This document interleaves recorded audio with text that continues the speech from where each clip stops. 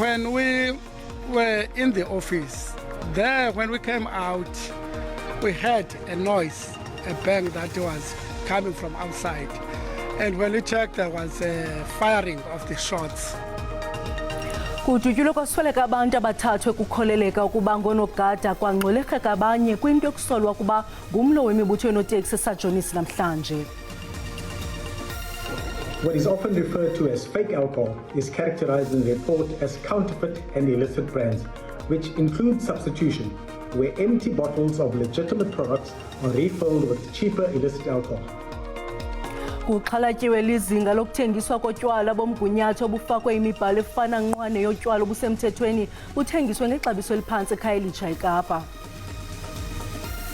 People always have perception of the national team, but then we've tried our best over the years, and then we're still going to try our best, and we still want to grow as a country. Isekela kapteni nefolosi yabafana bafana uPercy Tau uthi banethemba lokuzuza impumelelo kwitumente yeAFCON nakubeni bejongelwa phansi luluntu.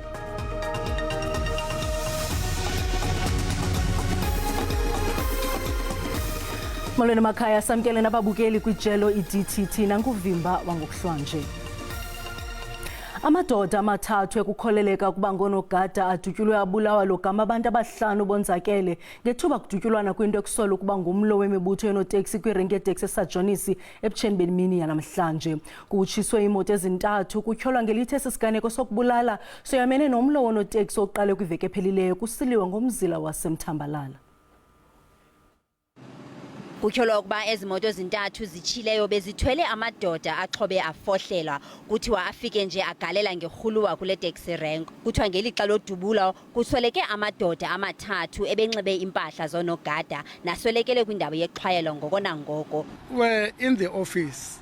There when we came out, we heard a noise, a bang that was coming from outside. And when we checked, there was a firing of the shots. So at that time, they took a long time firing, which is firing, where people were killed when they were shot. 4 people were shot. Kuthiwa inkwenkwana eminyaka 11 ubudala iphakathi kwabangxwelerhekileyo ibethwe yimbumbulu ebigqitha yabalekselwa esibhedlele. Osiphatheke kakubi kakhulu ukuvela isive ngesibhamu sesitsho kungunjanjanja singabathengisi basePort St John's noonoteksi bakhona bavele sibone sekukhona izixhuluphoto ezingenayo kuthiwa kuvele kuhlatywa inantsika qha sivele sive ngonjanjanja nabo bothukile oonoteksi nathi sothukile. Hayi andazi tata mna ndibaleke ndawo ungena kundle ngapha apho ndifike ndalala khona kange ndiphinde ndiphuma ngoku. Kutyalwe inyambalala yamapolisa kule ngingqi ukanti imeko isabonakala imaxongo. Inkqubo yoviwo loluleko ejongene namalungu epalamente alishumi e-EFF natyholwa ngokudelela ipalamente iye yamiswa emva kosuku lwesibini. Ingqina kule nkqubo yoluleko liye lavuma ukuba kusenokwenzeka ukuba akabachazanga kakuhle abo batyholwa ngokudelela ipalamente. Amalungu e-EFF epalamente ajongene nezityholo zokuphazamisa uhlahlo lwabiwo-mali lukamongameli uCyril Ramaphosa ngoJuni ka-2022. Umcebisi wezomthetho we-EFF uAdvocate Mfesane Kasiboto uphonononge ingqina ekuphela kwalo kule nkqubo unobhala wendlu yowiso-mthetho Masibulele Xhaso. Le nkqubo yoluleko ingene kwimini yesibini ngoLwesibini. Amalungu e-EFF athi akanatyala kodwa igqwetha labo lithi khange kuqinisekiswe ngobungqina. You can equally appreciate why we've got a problem with this multi-layered process that includes subcommittees, that includes this committee, viewing the same video, undertaking the same exercise of verifying, yet all of them, including the members of this committee, miss such an important issue. When I said it was Mr. Mkonto, it's because I believed it was Mr. Mkonto. I accept that I may be incorrect, and to the extent that I may be incorrect, because what it would mean, I must verify the picture of the member. Igqwetha elikhokela lekomiti beliphikisana nemibuzo kodwa amagqwetha e-EFF athi ipalamente ikhetha iphela emasini. Is it fair of the Speaker to admonish and ask members to withdraw for calling the President a criminal and a money launderer, yet at the same time not reprimand and admonish and seek punishment of members that called Shibambu MP a murderer and part of a syndicate in the VPS heist. Would you call that fair from the speaker's perspective? Chairperson, I call the manner in which the speaker ran the proceedings on the day fair, and she dealt with the matters before her to the best of her ability, and that would be my version.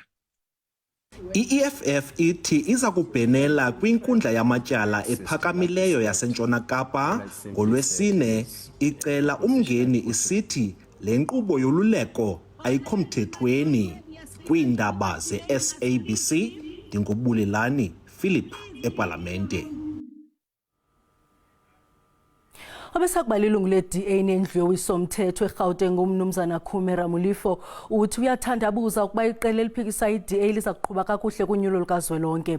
Emva kokuba lilungu leqela phantsi iminyaka engama-30 ukhethe ukuzibandakanya neqela iRise Mzansi. Ukhe wangusihlalo wolutsha kwinqila wayinkokheli yolutsha eGauteng. uRamulifo ushiya iqela lakhe sele lusemnyango unyulo lukazwelonke.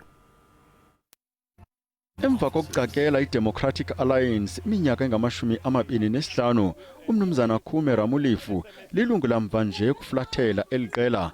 Nyakenye wabhulelwa amasaka nguSoli Msimanga kwilinge lokuba inkokheli eliqela kwiphondo iGauteng. uRamulifo ukholelwa ukuba ayizoqhuba kakuhle kunyulo lukazwelonke i-DA. Kunyulo luka-2019, i-DA yafumana umyinge ka-20.77 wevoti. Seeing that the party is going to regress, especially looking at the strategy they have adopted, and that's why I feel like I can't be part of that. I wanted to be part of the party which is going to build new majority. And when I realized that, even when you come with ideas and if people are not prepared to listen to those ideas. Mnumzana Ramulifo uphengeze ukuba iRise Mzansi esekwe nyakenye iza kuba likhaya lakhe elitsha lezopolitiko. I will go to Rise Mzansi, which is a new party. It's not represented in parliament and legislature, and it's not what I want now. I just want to go on the ground and serve our people. Imamkele ngezishushu iRise Mzansi. Kume's commitment to working with Rise Mzansi and to build the South Africa we all deserve follows our 2023 November announcement that David Kabwa and Move SA have joined forces with us too. Kume is an experienced campaigner who, through his 25 years in politics, has been involved in 10 election campaigns. Kusenjalo iRise Mzansi kulindeleke iphehlelele umqulu wayo wezithembiso ePitoli ngalempelaveki phambi konyulo lukazwelonke lwalonyaka. Kulindeleke abaxhasi abakumawaka-4 beliqela abaza kuzimasa lo msitho.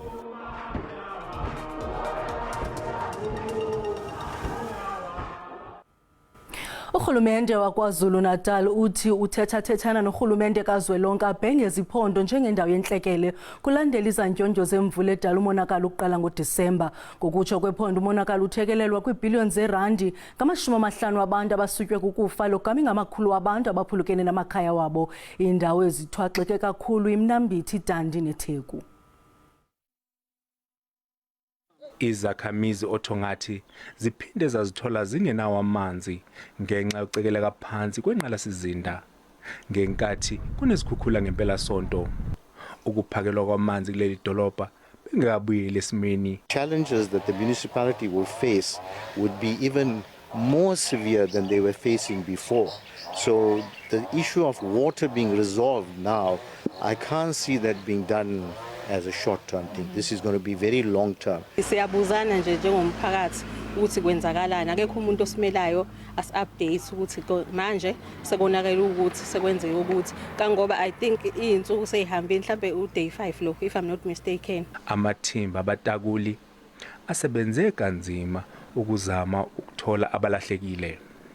Elekelelwa amalungu omphakathi kubuye kwatholakala izidumbu ezimbili othongathi. Sesingaqinisekisa ukuthi umonakalo odalekile ezikoleni kwinqalasizinda yomphakathi kufana namabhlorho emigwaqo intambo ekagesi ethe zalimala kunjalo nemizi yabantu iyabalelwa esibalweni esingaphezulu kwamabhiliyoni ukuze kube imanje. Kuthiwa amathimba ezokutakula ami ngomumo njengoba izangoma zezulu zakwa-South African Weather Service ziqaqula ukuthi kungase kube nemvula enamandla kulesifundazwe kuleli viki. Londi Khatib, SABC News, othongathi. Kwalapha ezindabeni isebe lezemfundo esisiseko likhusela isigqibo sokungazikhuphi kwiveki yokuqala kuJanuwari iziphumo zematriki kona masiqale evenkileni.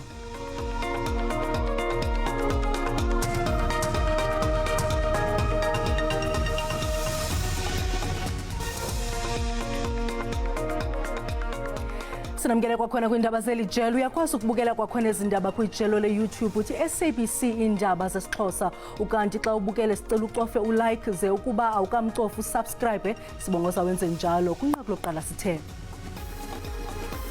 amadoda amathathu ekukholeleka ukuba ngonogada adutyulwe abulawa logama abantu abahlanu bonzakele ngethuba kudutyulwana kwinto ekusolwa ukuba ngumlo wemibutho yenoteksi kwirenki yeteksi esajonisa ebutsheni bemini namhlanje kutshiswe imoto ezintathu kutyholwa ngelithi esisiganeko sokubulala siyomene nomlo wonoteksi oqale kwiveki ephelileyo kusiliwa ngomzila wasemthambalala. Umkhanelo wokubulawa kwenkwenkwana eneminyaka 8 yasenyanga eKapa ubonakele kwinkundla kamantyi yase-Athlone kusasa namhlanje uaphiwe vakeke ubanjwe xa bekuqala lenyanga sele kusondela iminyaka 2 yabulawa lenkwenkwana kutyholwa ukuba wayiqweqwedisa lenkwenkwana ngoSeptemba ka-2022 ze wanyanzelisa ukubhatalwa imali engange-10,000 yokumkhulula. Sekugqithe nonyaka emva kokubulawa kwenkwenkwana yasenyanga nekude kwarhintyelwa umrhanelo ekuqaleni kule nyanga uaphiwe vakele ominyaka 31 uvele kwinkundla kamantyi eAthlone utyholwa ngokuqhila le ntwana iminyaka 8 ulukholo lwamkhontwana. Usapho luthi lwafumana umyalelo efowunini ogunyazisa ukuba benza intlawulo yeerandi ezili-100,000 kwaye bekwagrogriswa ngokuba uza kubulawa umntwana ukuba benza njalo. Umakhulu kalukholo lwam uchaza indlela aba bantu ababangcungcuthekisa ngayo ngokwasengqondweni. Bafowuna imini yonke ngalo lehlanu bafowuna kusasa ngoba bemfowunisa lo mntana bambuleleyo besithi thina bakhupha imali abazali bakho ngobulambile. Ikhona yokuqala yokugqibela esayivayo kulaa mntana uba itsho bakhupha imali ngoba ulambile uyawuthi uzutye kuphume le mali kokwenu. Umntwana uqhilwe emva kwesikolo ngoLwesihlanu kaSeptemba 2022. Abazali bathi baba manxada-nxada behlanganisa ama5,000 eerandi bebhatala bethembisa ukuzamenye. Kodwa yaye yacinywa ifowuni emva kwentlawulo. Umzimba wentwana uzokufunyanwa kwiintsuku ezintathu emva koko ubotshelelwe ngeseloteyiphu. Umrhanelo uyaziwa lusapho. Siva sikabuhlungu ingakumbi senziwa ngumntu ongumelwane ophuma nje apho ucela ityiwe ecala kwakhe. Into ebuhlungu into ethi ke ngoku usamane engafuni uza kakuhle sifuna kubanjwe abanye abantu bonke abachaphazelekayo. Siza kuqinisekisa kumthetho uthatha indima yawo awukhethi siza kuqinisekisa ukuthi aba ngaphandle azawubanjwa. Sikhatyiwe isicelo sommangalelwa segqwetha likarhulumente nanjengoko iqeshiwe samkela ngokuthe xaxa zeke ityala lahlehliselo lwesihlanu ukuze uvakele afune igqwetha. Thandiswa Mawu wendaba ze-SABC eKapa. Lesikhusela isigqibo salisebe lezemfundo esisiseko sokungazikhuphi kwiveki yokuqala kaJanuwari iziphumo zematriki lithi oku kunika ithuba iqumrhu eliqinisekisa umgangatho umalusi ukuba liqinisekise iziphumo zokugqibela zikumgangatho ofunekayo kwaye zithembekile kusini na. Iziphumo zebanga leshumi lonyaka ka-2023 ziza kubhengezwa ngumphathiso wemfundo esisiseko u-Angie Motshekga ngoLwesine. Oku kwenzeka naxa iphepha lokugqibela leemviwo labhalwa ngomhla wesi-6 kuDisemba wonyaka ophelileyo. Isebe lithi lithatha ixesha ukuzikhupha kuba lifuna ukuqinisekisa iziphumo ezizizo. Over the years, the work that the department does before the results are released has increased. There's more analysis that takes place, but also the verification that is taking place to make sure that no candidate is negatively compromised. Nakuba kunjalo, umhla eziza kukhutshwa ngawo kuyabaxhalabisa abanye abazali namaqela aphikisayo. Parents have every single right to complain about the late release of matric results. These results are supposed to be released on the first week of January to allow parents and learners to prepare for their children's futures. DP shares the concern of parents that, yes, the later result of the later release of results impacts students' negatively and increases their anxiety, especially for those who needs the results to know if they qualify for the programs that they've registered for at universities or colleges. Amanye ayasixhasa isigqibo sesebe. Is to allow the learners more time to prepare for the examinations, so they write a bit later. But also it is to give Umalusi, which is the body that quality assures the results, time to do a perfect job in quality assuring. Umalusi ukuqinisekisile ukukhutshwa kweziphumo. Dingilulama Matya weendaba ze-SABC eParlamente eKapa. Isebe lezemfundo eGauteng lithi ngama-21 abantu abafaka izicelo kwi-intanethi sele befakwa kwizikolo ezahlukeneyo kwiphondo liphela. Nangona kunjalo abazali abaninzi abakaneliseki izikolo abantwana babo abafakwe kuzo. Babanga ukuba abantwana babo babekho kwizikolo ezikude namakhaya abo, logama abanye besithi inkqubo yokufaka izicelo kwi-intanethi ayiphumelelanga ekuqinisekiseni ukubekwa kwabantwana babo. Abazali bebebuthelene ngaphandle kweofisi yesithili saseKuruleni eMeyersdal ngethemba lomzuzu wokugqibela lokufumana indawo kwizikolo abazikhethele zona. Abaxolanga abazali kunye neentsana zabo ngokunikwa izikolo ezikude namakhaya abo. Ngelixa abanye bengekafumani kwazikolo ezo nangona besithi bazifaka kwangethuba izicelo zokufumana izikolo. Abanye abathe bafuthukela kweli phondo kutshanje nabasandula kufaka izicelo nabo bahlele ethembeni lokufumana izikolo kufutshane namakhaya abo.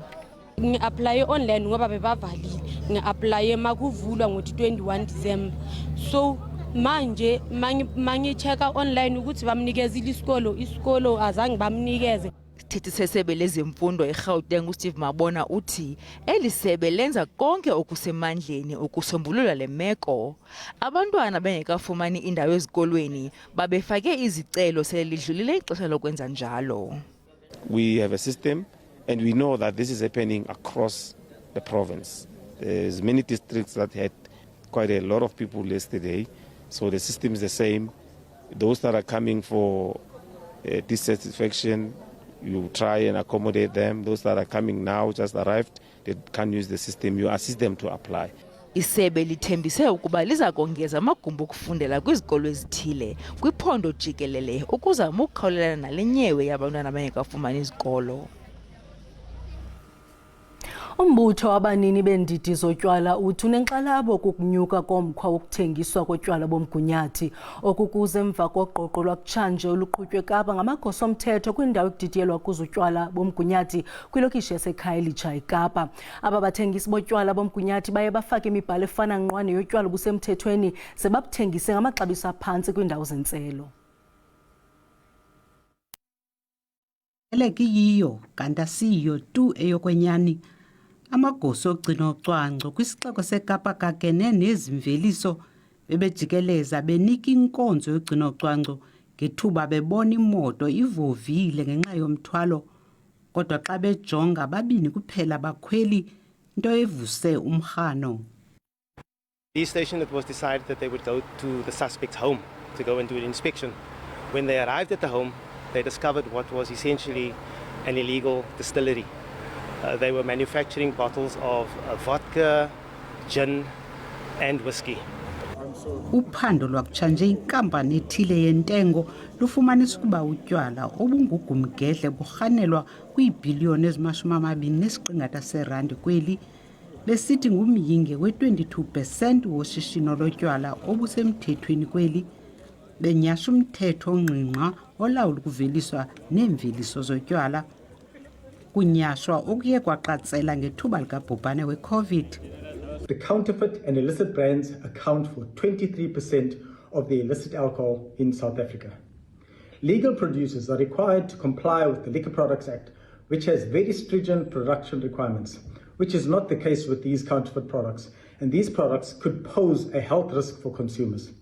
Umbutho uSalpa uthi lushishino lukandlela mnyama olutsotsa urhulumente malunga neebhiliyoni ezili-10 zeerandi ngelahleko yerhafu besithi babambisene namapolisa ukulwa lo mkhuba xa bethe bahletyelwa. Thandiswa Mawu, weendaba ze-SABC eKapa.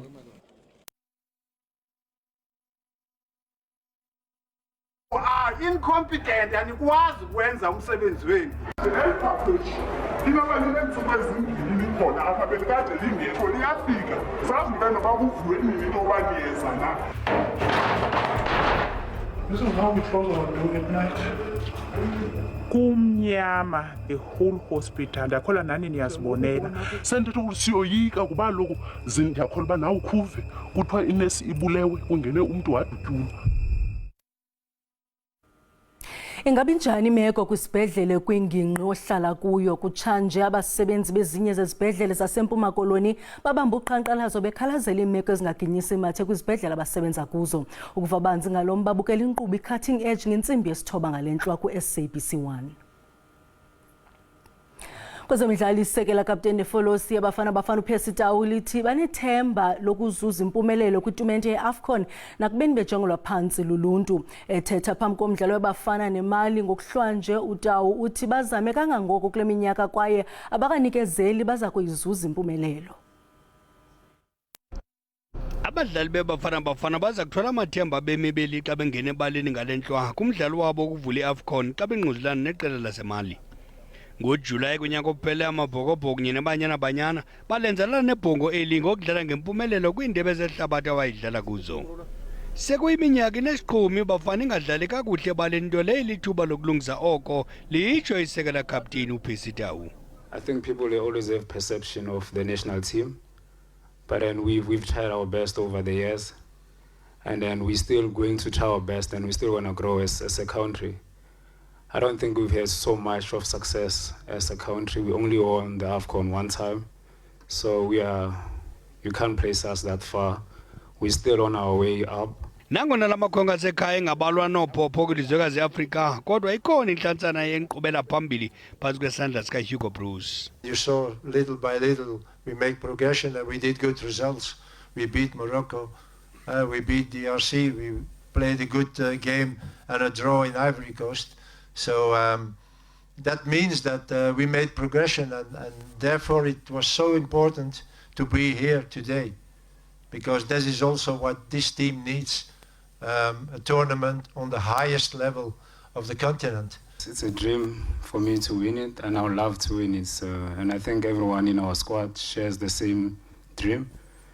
So yeah, I would love to win it.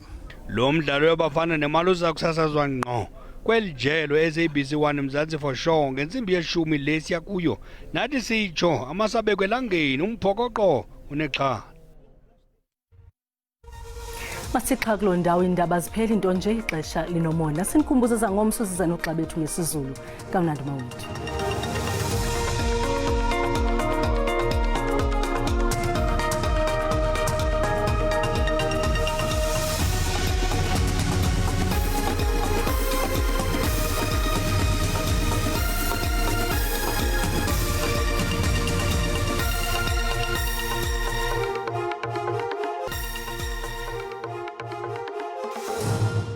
Mawuhlangana amafuli ivume icamako basembonje evumeleni njengonkanyezi nirhabulise kuqikelelo lwemozulu ngokuhlwanje xa sijonga ke bukeli noko kuyaphawuleka into kubana limathumba ntaka kwiindawo ezininzi kanti ke zimvula ezingamandla ngathi uzilindele ezika 80% pha kwindawo ezikopitoli napha kopulukwane chunce bembukeli sijonge imvula nomoya ngomso siyaqhubeka ke mbukeli ezazibhaxu zenkungu sibhaxula kakhulu ke kwindawo ezipha kumazantsi ezenzweni napha emazweni kwiphondo laKwaZulu Natal ngoko ke bangaba uyaqhuba qiniseka uqhuba ngononophelo ibe ngaqhwaqhwa ngamafuke kwindawo ezipha komntla-ntshona chunce membukeli kuyaphawuleka into yokubana uSouth African Weather Services ukhuphe isilumkiso ngokuhlwa uba ungalindela iindudumo ezizamandla ezingaduduma kakhulu ke pha kweli kaMageba ukunyukela kwandonga ziyaduma eRhawutini napha koMahikeng nakwindawo eziphakamileyo pha koLimpopo nangomso ke kananjalo ziyaqhubeka ezamvula ezingamandla zinwenwela ngakumbi ke pha ezenzweni napha ke eThekwini. Kube nomlilo ke owamadlelo singathi siwulindele pha kwa Appleton. Ibangaba ke ubona kuqhuma qiniseka into yokubana uqhagamshelana namagosa kaxakeka. Chuncembe ke sijonge amaqondo obushushu aphansi ngokuhlwa xa sijonga ke pha koMonti napha koGqeberha babambene ngamanqaku nge-17 ke ndike pha kwaBhaca koTsolo koQumbu singene eNtabankulu singene kaloku mbukeli pha kwindawo ezikoXilinxe nguye u13 degrees eSajoni seSinuka 17 degrees eMonti ke mbukeli ibe nguye u17 Craddock 12 degrees eMangalisweni 19 degrees Chuncembe sijonge amaqondo obushushu aphezulu ngomso futhumele kakhulu pha eMusina ngaye u29 degrees kanti ke pha eKomani libandi kakhulu ngo16 degrees ziqhume ke pha eMangalisweni ngo28 degrees ndisatsho ndithi maziqhume inqawe emaxhekweni Chosi.